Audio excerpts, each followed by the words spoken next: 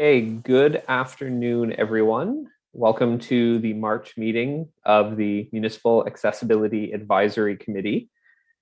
We do have regrets for the meeting from Penny LeClaire, and we have some other committee members who have yet to join us, but will be joining soon, hopefully. From staff, we have in attendance today Janet James, the Deputy City Clerk. I myself am Derek O'Shea, the Committee Clerk. Julia McCautry-Jansman is here as our meeting host. We have Lucretia Turner, the Director of Recreation and Leisure Services. Mohammed Hassan, the Manager of Equity, Diversity, and Inclusion. Ryan Evoy, the Manager of Recreation Facilities. And Amy Gibson, the Manager of Recreation Services. We have no members of the public currently in attendance, and I'm trying to draw out my speaking for the benefit of the interpreters that are here today. And with that, I will turn things over to our chair, Andrew, to start the meeting. Thank you very much, Derek, and welcome everyone to our second meeting of 2022. Great to see everyone here. So with that, I'll call this meeting to order. And first up in the agenda, as always, is the approval of the agenda. Hopefully everyone took a peek at the agenda as Derek sent it out last week. Could I have a mover and a seconder to accept the agenda? Andrew, I have Dinah moving and Janice seconding. Great, thank you very much, everyone. Next up is the confirmation. Andrew, I'll just remind you, we do need a vote on that as well. Can I have a show of hands of all in favor? And that passes unanimously. Excellent. Thank you very much, Derek. So moving on to the confirmation of the minutes from our last meeting, number 01-2022 of Thursday, January 20th, 2022 be approved. Could I have a mover and a seconder? I have Susan moving and Caitlin seconding. And a show of hands of all in favor. And that carries unanimously. Excellent. Next up, we have disclosure of pecuniary interest. Does anyone have anything they would like to declare? Not seeing any hands. Thank you very much, everyone. So next up is delegations. So I would like to welcome Leah Riddell from Sunnable Vision. Any new members of MAC? Leah was served on MAC for a number of years, up till last year, I believe. So Leah will be presenting to the committee regarding the awareness for and the importance of sign language interpreters and closed captioning in sharing information with Kingston residents. So with that, Leah, you have the floor.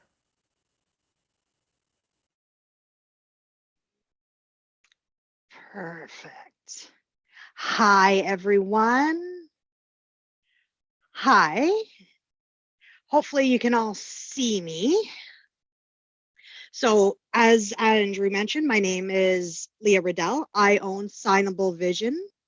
If you can go to the next slide. I'm deaf and bilingual. I own Signable Vision. I work with different organizations providing inclusive communication training, as well as teaching ASL. In order to support it, my primary focus, which is communication in the workplace. I also teach ASL, design ASL signage. I'm honored to come. I was honored to work on Mac for 4 years. I recognize some faces. You can go to the next slide. I want to look at accessibility.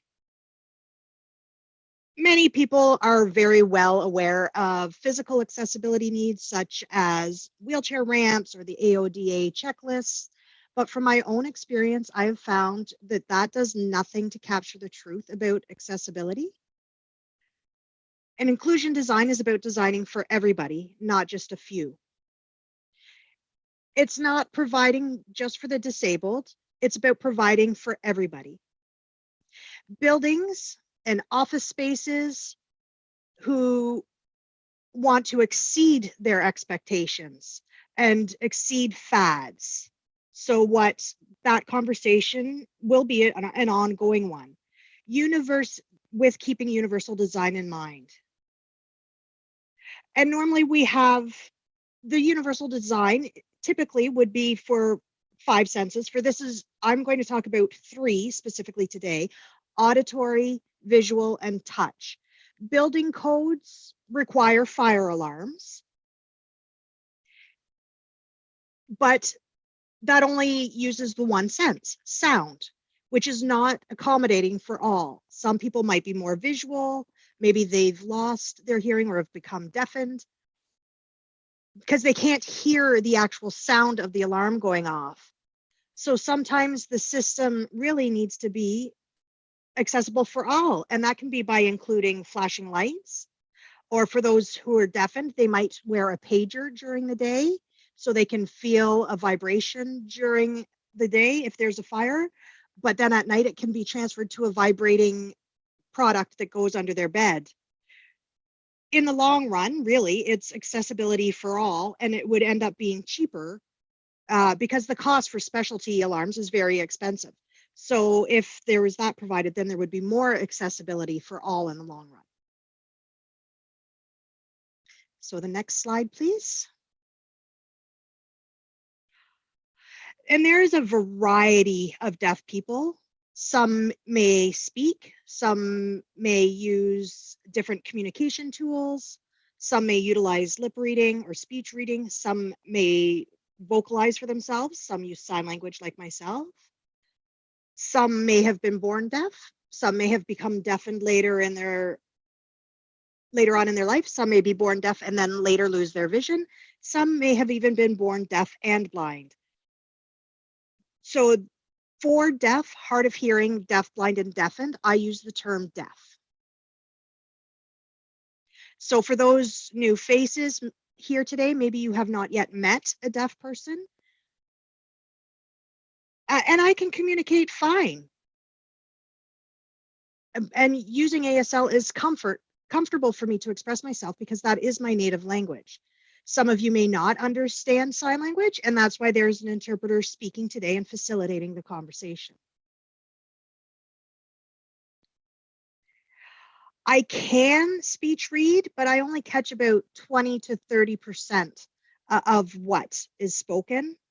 I can vocalize myself, but I don't like depending on that. Writing back and forth is another option, but I prefer sign language, which is more comfortable.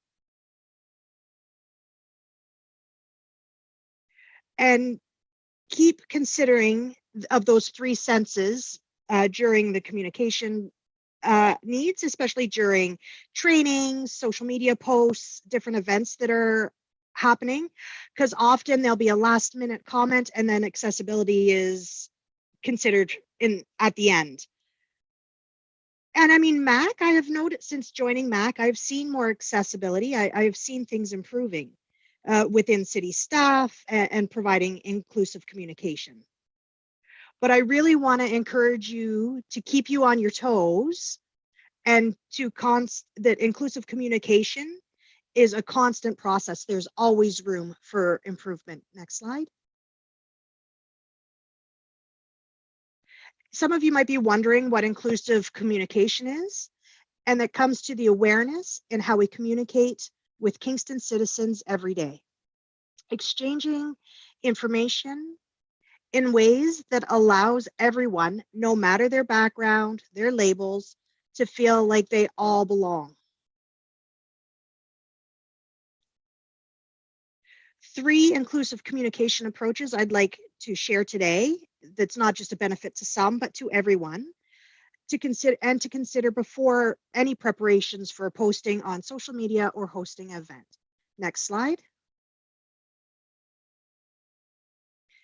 So if you have photo descriptions or alternative text, that will provide the image description, gives a short explanation of what's in the photo. And 2 reasons why it's wonderful access for blind and low vision individuals who use screen readers. They're able to understand that this alternate attribute is better than understanding just an on-page, to allow better understanding of the on-page imagery. Next slide. Closed captioning is where the information comes up across TV in real time. It's very visual, so it's providing some more of that additional information. It also helps with understanding dialogue. There might be an accent, and closed captioning helps clarify what's being said. Maybe the background is noisy, so you can then read the captioning. As well, it provides the full name. It provides a much more complete, especially terminology that might be complex. There's so many reasons why. Okay, next slide. For ASL English Interpretation, the role of an interpreter might seem pretty straightforward, but really they're facilitating the communication between a deaf and hearing groups. Their work is very complex and it's visually changing the information. They're ensuring that full interpretation is there and that all nuances are met. It's not a simple task, and they are very highly fluent in 2 or more languages. So that gives them the ability to focus on what is being said, as well as having the world knowledge. They also have professional and ethical conduct. So an interpreter cannot interpret what they do not understand. And the interpreter is there for all parties. But you do need to book interpreters at a minimum 2 weeks in advance. Interpreter schedules are all quite full usually, so it's something to keep in for consideration. And 2 reasons, it's to make sure that the city of Kingston the residents understand if there's any emergency information, especially like for COVID or other emergency situations. So deaf community members and ASL users are aware of what's going on, but also to ensure that the community is aware of what events are having interpreters provided. And you can use the interpreter symbol, those sorts of things to share that information. And not just for the accessibility awards, but for anything and everything that the city is providing to all members of the community. Next slide, please. Really, there are several examples of inclusive communications. I've just given you 3, and there's a litany that you could look at. But it's to ensure communication equality, which is a basic human right. So the deaf community has the same right to access the information as does the hearing community have. If you want more information about inclusive communication, my design thinking process, please reach out, because with access for all, everybody wins. Thank you. I hope that was 5 minutes. Thank you very much, Leah. That was a fantastic presentation with a lot of great information there. Are there any questions for Leah?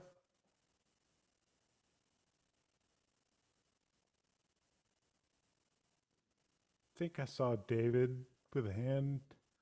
David, if that's the case, go ahead. I just want to say that I really appreciate the different avenues that we have to accessibility through the way that you've shown the sound and sight and touch. With working on the well, through the FADS document and on the projects and built environment working group, I noticed one, as you say, that FADS is not really all that up to speed for that. So when we look to a revision, certainly love to have some input on that. And the other piece is really as I go deeper into the projects and well, not so much site plans, but mostly the projects, we're beginning to see some developments in the kinds of ways that designers are creating accessible space, but I'm not feeling particularly comfortable with my knowledge about that. So I appreciate this presentation. I'm hoping that we can perhaps meet at another time to have the opportunity to go through some specifics about it if I were to, or if we were to suggest a particular project to review. I'm not sure where to go from there about that, but certainly I'd be interested in speaking, having you speak with the built environment group about our projects.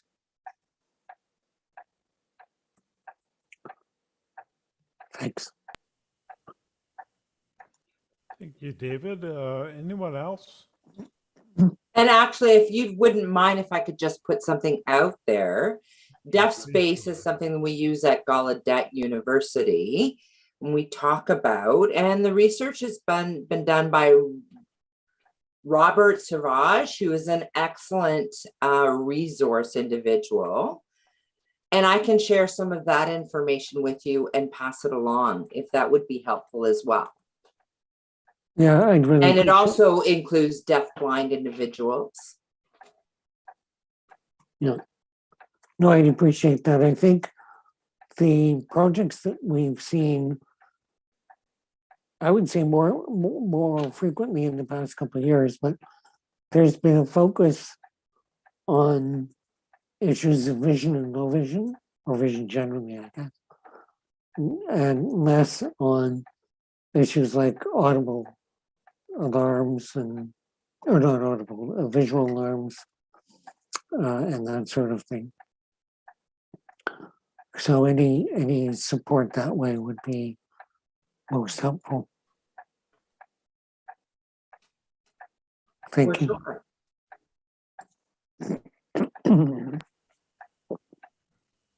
Thank you. Any more questions for Leah?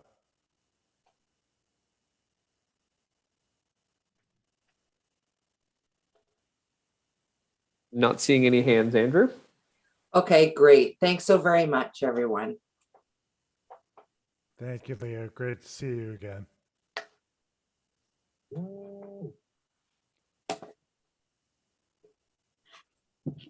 Okay, I am bringing up my agenda again. So moving on to briefings. We have Lucretia, Amy, and Ryan from Recreation and Leisure Services, who will be providing a presentation. So you have the floor. Please go ahead. Thank you. Good afternoon. And I would like to thank the committee for inviting us to be here this afternoon. My name is Lucretia Turner. I'm the Director of Recreation and Leisure Services. And I do have with me this afternoon, Amy Gibson, who is our Manager of Recreation Services, and also Ryan Evoy, our Manager of Recreation Facilities. So we are pleased to be here this afternoon with you to talk to you about recreation, our programs and events, and to give you some highlights of what has happened in 2020 and 2021. Next slide, please. So some different highlights with our website. So on our website, we have some adapted programming highlights. We have definitely educated our residents about program access and also program availability. We do have on there reminders that support persons and accompanying participants are admitted to our facilities and to our programs at a no cost. And also on the website, we have lists and we also have links to adapted programs designed to accommodate specific needs. Next slide. So definitely some highlights here. So within our recreation facilities, our facilities are welcoming, fully accessible facilities. Here at the Invista Center, where I'm actually located today, we have our fitness and wellness center. It's we have fully accessible fitness equipment and also fully accessible change rooms. Our facility down on Bagot Street, which is Artillery Park Aquatic Center. The center is accessible by ramp. So there's accessible ramps to both of our pools.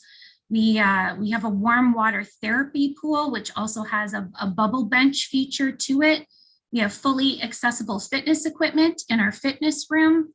Our change rooms are fully accessible, and we also have access to aquatic wheelchairs that are available for use at no charge. We also have service dog hooks on the pool deck as well. And some of the same features carry over into our outdoor aquatic park, which is located at the Kingston Memorial Center. So we have a gradual entry into the pool. We have fully accessible change rooms and a lift available at the site. And we also have 2 aquatic wheelchairs available for use, again, at no charge. Next slide, please. So the next slide are highlights from our new facility, which is the Kingston East Community Center, which we're very, very excited about. We'll have a soft opening of the facility on Monday, March 21st, grand opening on Saturday, March 26th. My understanding from our project management team is that we have been working with the committee, and I believe David has provided us with some guidance as well. So we have fully accessible, it's a fully accessible facility. We have accessible entrances and service counters. As you can see from the top picture, our showers and our change room facilities are accessible. We have a community teaching kitchen, which is very exciting, with accessible height counters and also appliances as well. We are lucky enough in this facility to have a new fitness center, which we will be partnering with the Kingston Family YMCA on, and that fitness center will have fully accessible equipment in it. We are working with our community partners to provide free and low-cost programming and accessible programming options within the facility. Next slide, please. Our special events office. So a couple of pictures from 2019, which was really the last year that pre-COVID that we were able to run Snow Much Fun. So the picture on the left is Mayor Patterson, and I believe that's Courtney at our Snow Much Fun event reading a story to the children. And then also the picture on the right is from our Sheepdog Trials event, which we run at Grass Creek Park every August. Next slide, please. So with all of our municipal events, whether the city is leading them or the city is working with external users, we utilize the accessible guide to events for them. We work with the external event coordinators to require accessibility considerations as part of the event approval process. So what our team does is we walk anybody who's an external event organizer, we walk them through the process and what needs to happen. We provide ASL interpreter services, And we also provide assistive hearing devices at all City of Kingston events. We have accessible washrooms at all locations.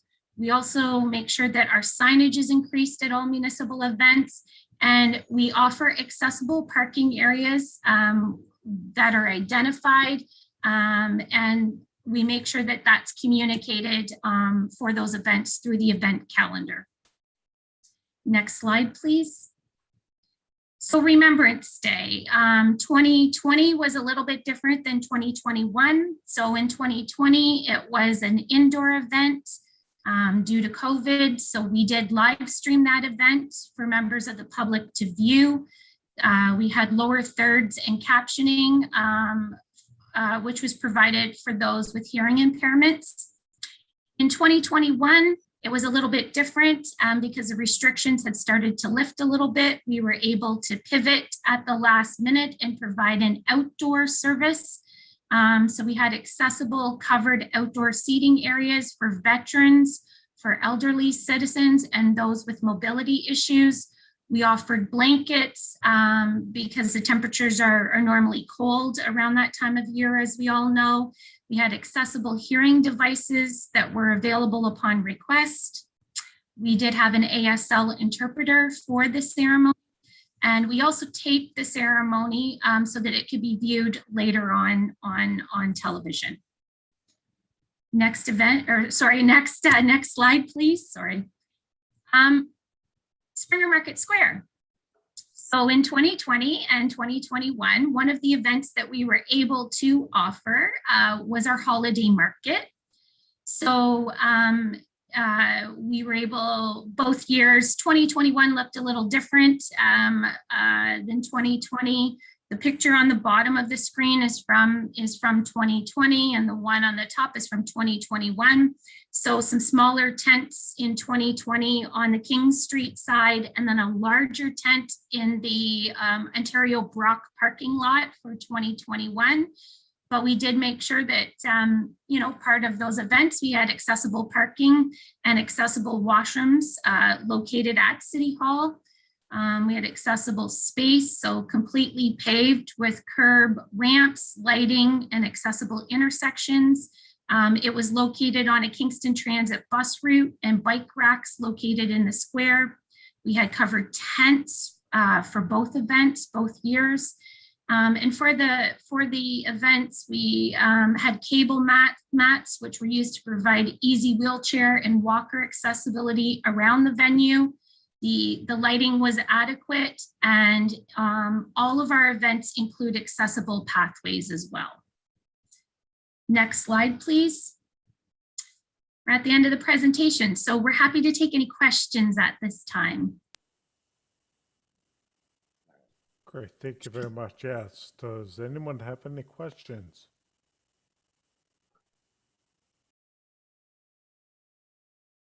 I think I see David's hand up, Andrew. David, please. I'm just looking at the difference between 2020 and 2021.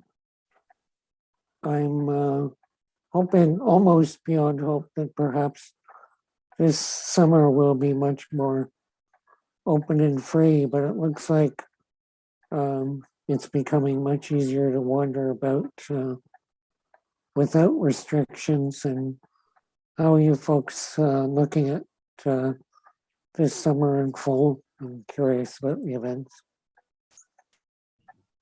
Thank you, and that's a great question, David. So our special events team is extremely busy right now.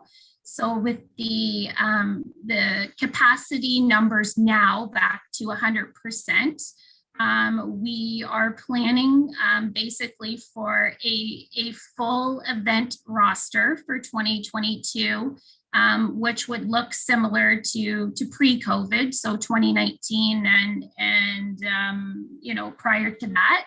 But we also do have some new event organizers that have contacted us as well. So the team is definitely busy, excited to be back, and excited to get back to work and to be able to provide these great events to the community.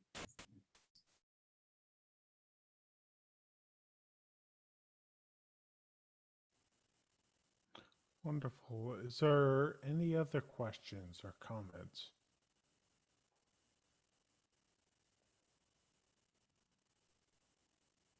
I'm not seeing any hands, Andrew. Great. Well, thank you very much on behalf of Mac for that wonderful presentation, and all the best as we move forward and hopefully slide out of this pandemic. Thank you very much. Thank you. Thanks again for having us.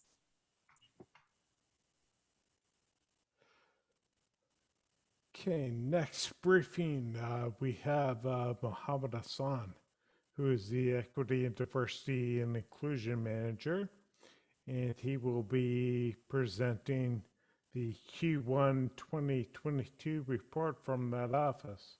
So Mohammed, please, the floor is yours.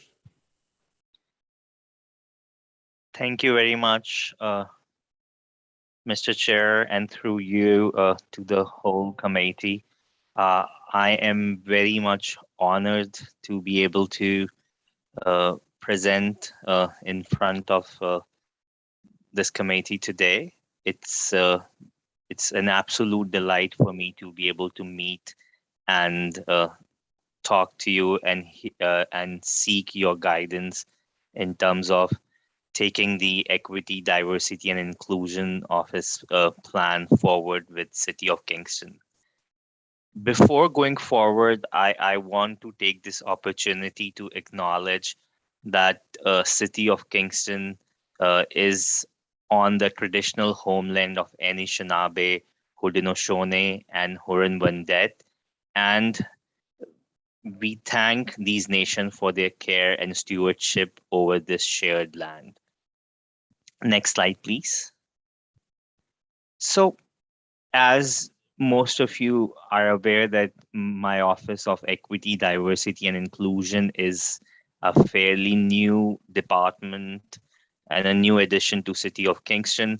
In 2021, we developed the goals for EDI office for 2021 and 2022. It was based on 4 major areas. The first goal was focused towards culture and climate of the organization. And the idea is to create and maintain a diverse community and cooperation by increasing awareness of benefits of integrating EDI in City of Kingston. The goal 2, and I will get into the details of these goals shortly. The goal 2 is recruitment and retention related, to build a diverse talent pipeline to attract and retain diverse and experienced team members for City of Kingston. Next slide, please. The goal 3 is focused on education and training of city staff and elected representatives. The direction is to foster a connected culture of learning and development to cultivate a supportive, welcoming, inclusive, and equitable work environment. And goal 4 is focused on policies and services. And the objective is enhancing policies, plans, practices, programs, and services to meet the diverse needs of those we serve at City of Kingston. Next slide, please. Now I will expand a bit more on these goals. These goals are further divided into certain objectives, and then these objectives are further divided into some actions and deliverables, which you can see in the Exhibit A of this report. However, I will be highlighting some areas of the Exhibit A during my presentation. The objective 1.1 is to ensure that systemically excluded residents can be engaged in City of Kingston decision-making process. I want to take this opportunity to highlight the terminology systemically excluded. We have oftentimes heard the terminology underrepresented, minority, and many other variations. But I take this opportunity to emphasize on the fact that no one is underrepresented. Sometimes they are systemically excluded from the system, and there's a system in place that keeps them out of the process. So the first objective to create a culture and climate of openness and barrier-free system is to ensure recognizing that people are not choosing to be excluded. It's the system that's keeping them outside. So the second objective is the establishing a process to recognize EDI at council committee meetings and major staff meetings. Now, I want to highlight a bit more on these objectives, some of the deliverables that we achieved during the Q1 and Q2. We, with the help of clerk's office, reviewed the recruitment and nomination process for public appointments to City of Kingston committees and boards in order to increase diversity. And also supported Housing and Social Services to review the composition of Housing and Homelessness Committee to ensure that there is lived experience represented on Housing and Homelessness Committee. Under the Objective 1.2 of processes, EDI office has been working very closely with clerk office, corporate management team, director heritage service, and managers of different departments to continue land acknowledgement at council meeting, as well as having a conversation around the land acknowledgement at different staff meetings. Under the Objective 1.2, we also redesigned a council and committee report to include a section of equity, diversity, and inclusion consideration in all reports. It's the format has been designed, and it's actually a merger of the current format of accessibility. So now that area will be highlighting equity, diversity, inclusion, and accessibility whenever a council and committee report will be presented.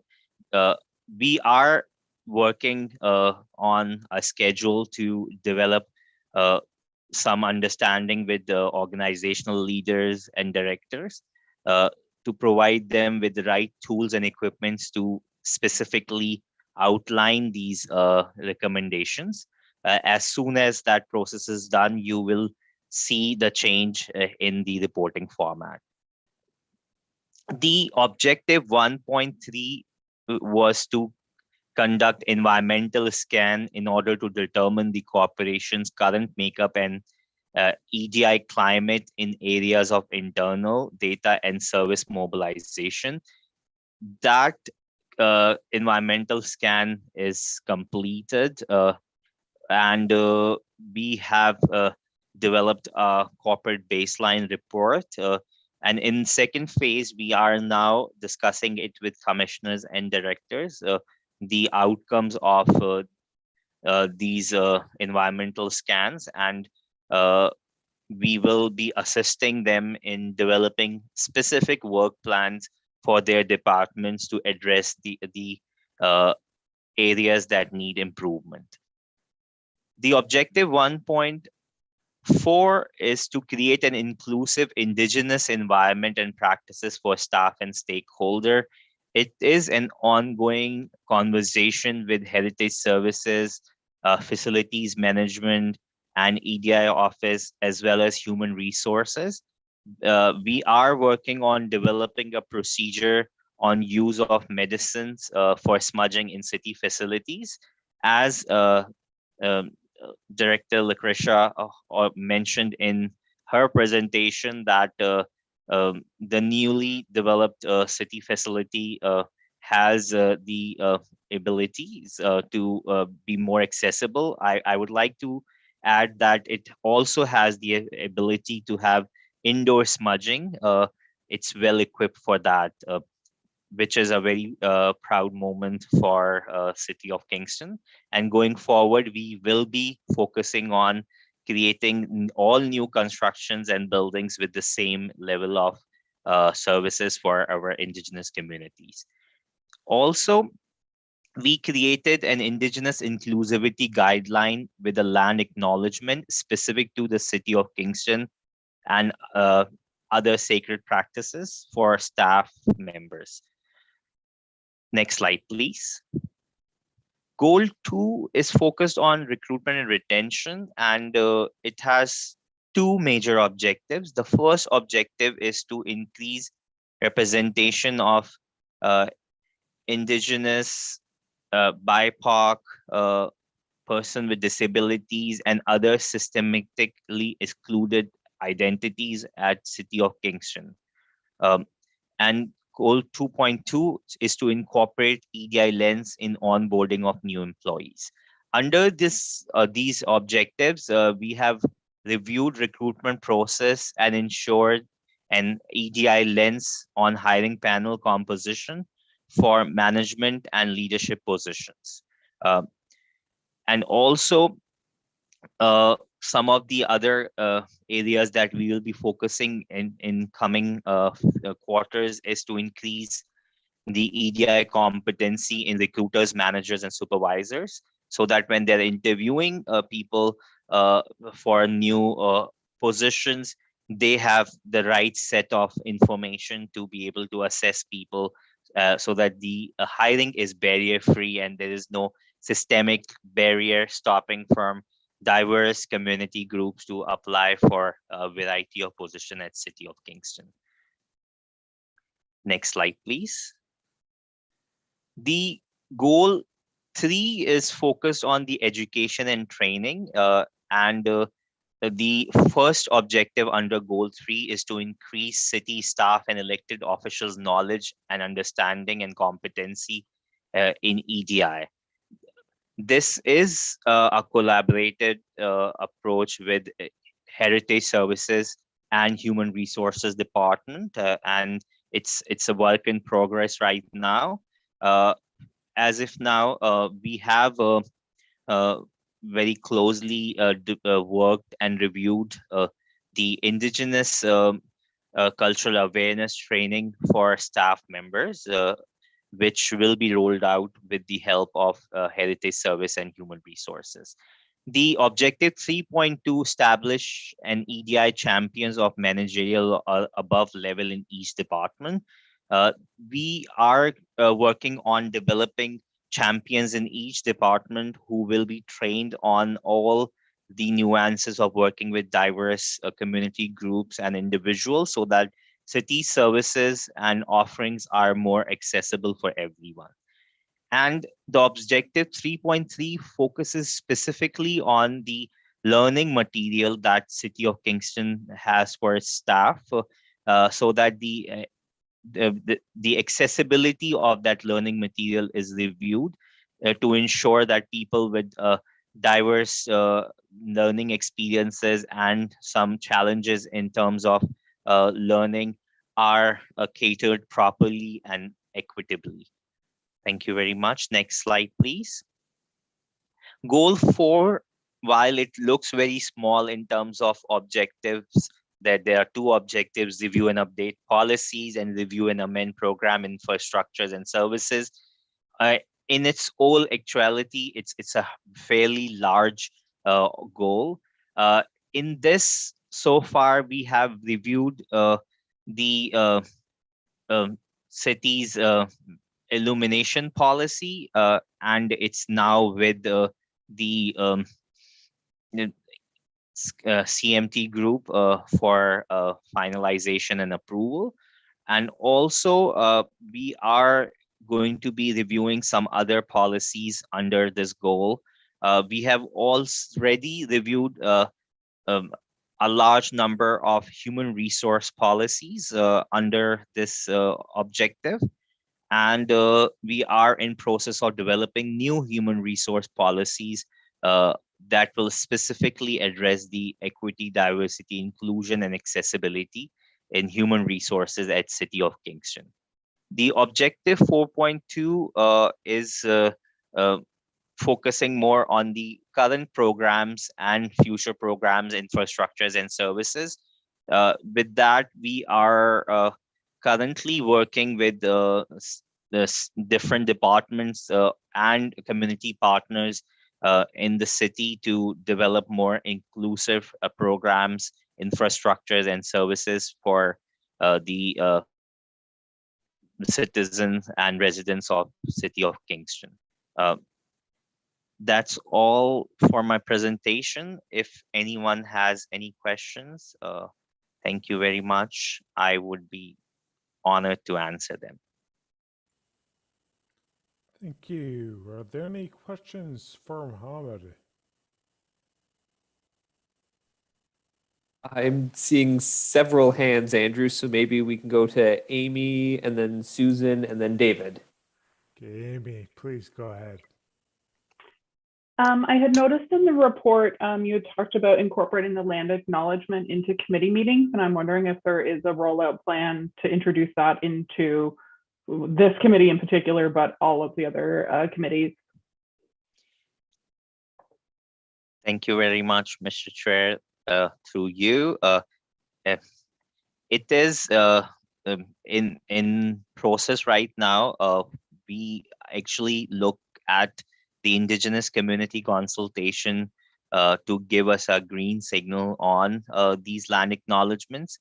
The current two versions of land acknowledgement that we are using are specifically designed, one for mayor and other for staff to be included in their signatures. And we will be working through Engage for Change community consultation in order to move forward with this process. And definitely the plan is to bring land acknowledgement to all committee meetings, including this committee. Thank you. Thank you. Susan, I believe you're next. Please go ahead. Yes, I just was wondering about the term systemically excluded, and how you, which I think is a really great term for the reasons that you said, and how the city has gone, or your office has gone about defining that term in terms of what groups are encapsulated. I guess I wonder about groups such as low-income groups or welfare recipients, as well as, and it sounds like you've captured that a bit in homelessness, but I was just curious about that. Thank you. Thank you very much, Mr. Chair. Through you, Susan, this is a really good question. Thank you for asking this. Definitely the term itself is a very important part of recognizing the systemic barriers within the services of City of Kingston. And it's an absolute pleasure for me that the City Council actually, when this EDI committee and my position and this office was approved through a council motion, recognize that there are systemic barriers within the corporation itself. So definitely that was an easy step to ensure that it's highlighted at every step this office is taking. And while there are certain protected categories that comes directly under the definition of systemically excluded, but we actually try to capture much more than that.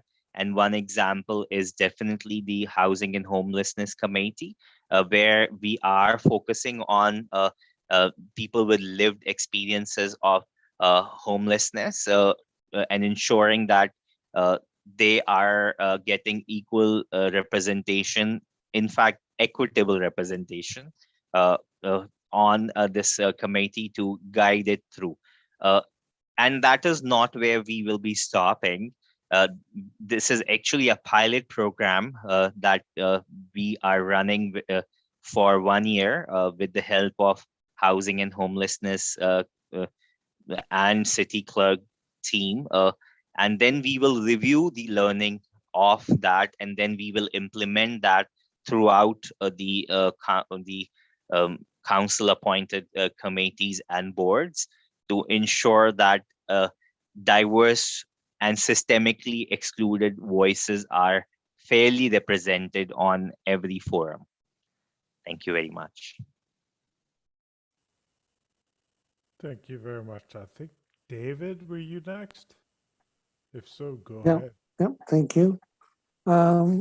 Thank you, Mohammed. I really appreciated the presentation. I'm curious, I know that there's certainly a collateral committee similar to this one that has been doing some of the guidance for sure in this. I wonder about the recruitment for that committee as well, and how you may have gone about doing that, if it was any different than other committees of the city where just, I don't know, in terms of advertising and going forward and trying to get to various points within the community that typically aren't captured in other places. Thank you.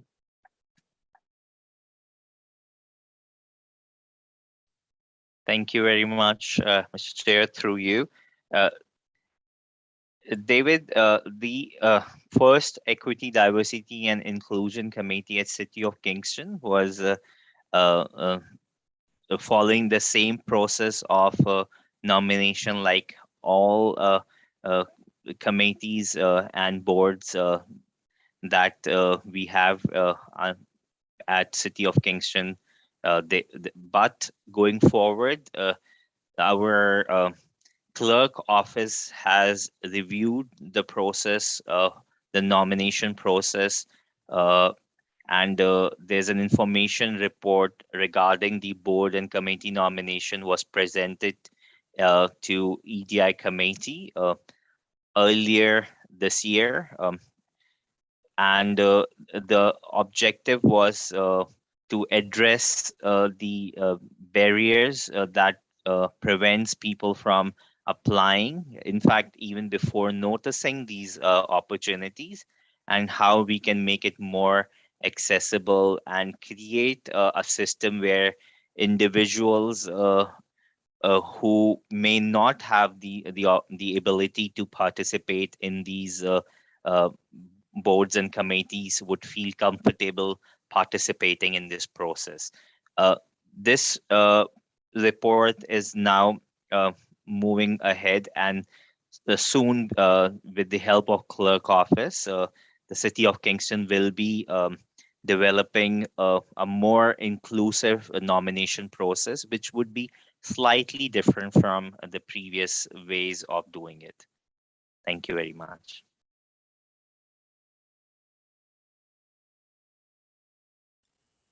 Thank you very much. Were there any other questions out there, comments? Thought I saw a couple more hands waving. I'm not seeing any hands at the moment, Andrew. Just a quick comment on from me, Mohammed. Certainly at this time of the world, we're seeing these EDI initiatives pop up in many places in our society, and quite often accessibility is forgotten about or left out, and the focus seems to be on one area of EDI or another. So thank you very much for ensuring that accessibility has a seat at the table, certainly amongst other seats, by your presentation and answers to the questions. And I foresee your office is going to be very, very busy coming up. So I thank you very much for your work and the presentation today. Thank you very much for recognizing. Indeed, accessibility, if it's not included in the equity, diversity, and inclusion, then the work is not complete at all. There is no way to create a better inclusive society if the element of accessibility is overlooked. Uh, it's unfortunate that with the recent wave of uh, diversity and inclusion, we some of us have forgotten that the true essence of being inclusive is not just about race, gender, or sexual orientation, but it's far beyond that, which definitely include creating accessible spaces and services. And as City of Kingston staff, we are very much committed to ensure that uh, both pieces are equally taken care of, and that is why we are focusing on including equity, diversity, inclusion, and accessibility as part of the staff reports to committees and councils, so that it's not taken as a separate issue, but is making sure that it's one matter and it should be dealt together. Thank you. Great, thank you again very much. So no other questions. I'll move along to agenda item 7, looking at business. And of course, 7A, 7B were just the reports. From the Recreation Leisure was part A. Part B was Mohammed's report from the EDI office Q1 2022. Both reports were information only, but certainly included in the schedule on our agendas. Does anyone have any other further questions or comments about either before I move on?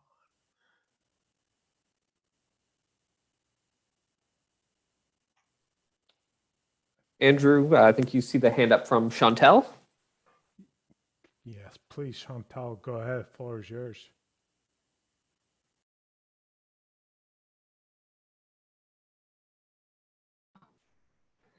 Yeah, I just wanted to say that I just got to the meeting. I had something else run over time. And even just in the few minutes that I've been sitting here listening, I'm almost brought to tears. It's just beautiful what you're saying. And I'm really happy that this is happening in Kingston. I just wanted to comment that. It's so encouraging to see. Thank you very much for that. Yeah, certainly it's, as I said, very needed the EDI work and the other work that's going on amongst the city and the city staff is undertaking. So, yeah, big thank you to everyone, city staff, for all the work you do. Any other questions or comments out there?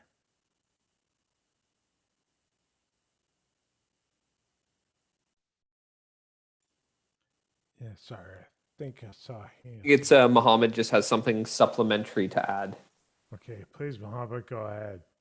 Thank you, Mr. Chair. Through you, I just want to add that we cannot do anything without the help of committees like this one, without the guidance and support of member of public. So thank you very much for making sure that you are putting your time and effort into these committees, because staff can only do as much as we know, and sometimes we are not completely aware of these situations, and it's important for us to be able to learn from the diverse experience of the member of public. So I just wanted to take this opportunity to thank you all for making sure that these issues are raised timely and at the right forum. Thank you. Wonderful. Thank you very much. So if with nothing else, we're going to move on to agenda item 8, which is motions. I see none. So moving on to item 9, notices of motion. I see none. Item 10 is other business. Does anyone have any other business they would like to address now at this time?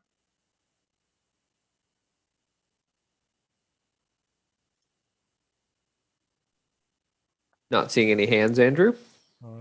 Excellent. So moving on to date of next meeting will be May 5th at 1 p.m. So hopefully by May 5th, we'll have a wonderful, beautiful, warm spring day ahead of us. So please mark that in your calendars for our third meeting on May 5th at 1. Our final item, of course, is adjournment. Could I have a motioner and a seconder for that? I have Nicholas moving and Kate seconding. Okay, by show of hands, all in favor. And that passes, so we are allowed to end the meeting. Excellent. Thank you very much, everyone. We are adjourned.